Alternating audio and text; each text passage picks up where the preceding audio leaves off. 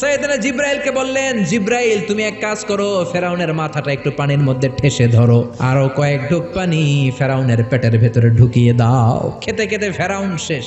ফজরের পরে আক্রমণ। সাইয়েদনা মুসা আলাইহিস সালাম বনী ইসরাইলের মুমিনদেরকে নিয়ে দিলেন এক দৌড়। সাইয়েদনা মুসা আলাইহিস সালাম দৌড়াতে দৌড়াতে যে দেখলেন বিশাল এক লোহিত সাগর। আল্লাহরে ডেকে বললেন, আল্লাহ আমার সাথে যেই বনী ইসরাইলের লোকেরা আছে এরাই তোমার মুমিন বান্দা। আজ যদি ফেরাউনের কবলে সবগুলো বনী ইসরাইলের মুমিন বান্দা নিহত হয়ে যায়, মিশরের জমিনে তোমার নামের জিকির করার মতো দ্বিতীয় কোনো লোক থাকবে না রে আল্লাহ। রব্বুল আলামিন বললেন, মুসা দেরি করো কেন, লাঠি ফালাও। সাইয়েদনা মুসা আলাইহিস সালাম লাঠি ফেললেন। লোহিত সাগরের এই মাথা থেকে ওই মাথা বিশাল বড় ব্রিজ বানিয়ে দিল কে? সাইয়েদনা মুসা আল্লাহর জিকির করতে করতে বনী ইসরাইলের সব মুমিনদেরকে নিয়ে পার হয়ে গেলেন। ইন দ্য মিন টাইম ফেরাউন তার সৈন্য সহ চলে এসেছে। এসে দেখে কি আজীব তামাশা, গতকালও এই জায়গায় কোনো ব্রিজ নাই,